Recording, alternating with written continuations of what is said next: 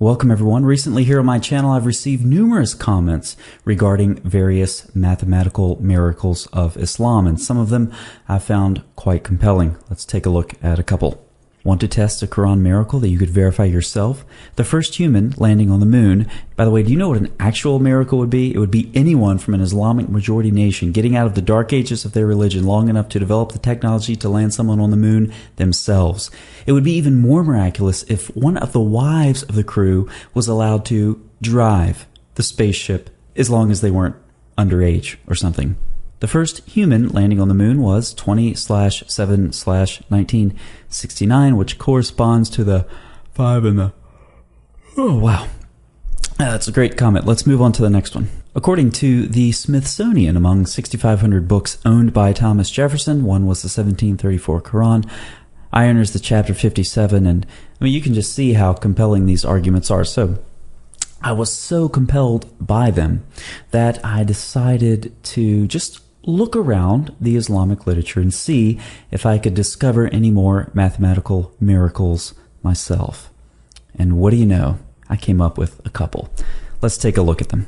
Muhammad was about 54 years old when he married Aisha. 5 + 4 = 9. 9 was the age of Aisha when Muhammad had intercourse with her. Clearly, we have a mathematical miracle.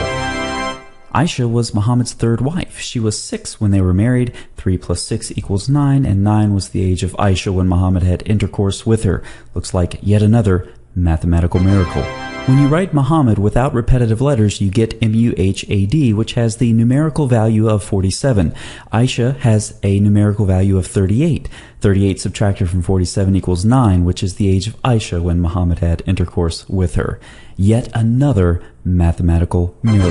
Muhammad was approximately 54 years old when he consummated his marriage with Aisha. Aisha was 9 years old when the marriage was consummated. 54 + 9 = 63. Remember that 6. That will be important. Remember our 5 + 4 pattern. We take the 6 from our mathematical miracle on the top, and we carry that on and combine it with our mathematical miracle on the bottom. We get 6 + 5 + 4, which equals Surah 65:4, which is the verse in the Quran which allows prepubescent intercourse with young girls.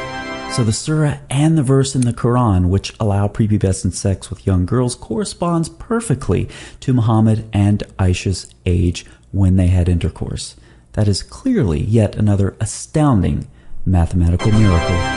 According to Sahih al-Bukhari, Muhammad had the sexual strength of 30 men, which is an exaggeration, a miracle in and of itself. In addition, Muhammad would have intercourse with all of his wives in one night and only bathe once after this was complete, which is not miraculous, it's just disgusting.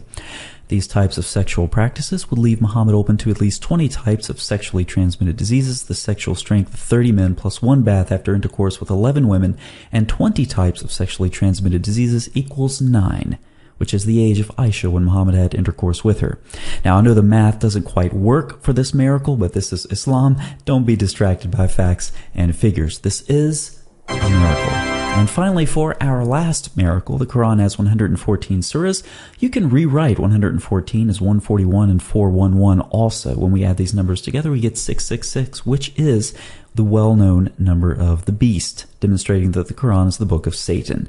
Given that Muhammad recited verses from Satan, and this number corresponds to the mark of the beast, we clearly have yet another mathematical miracle.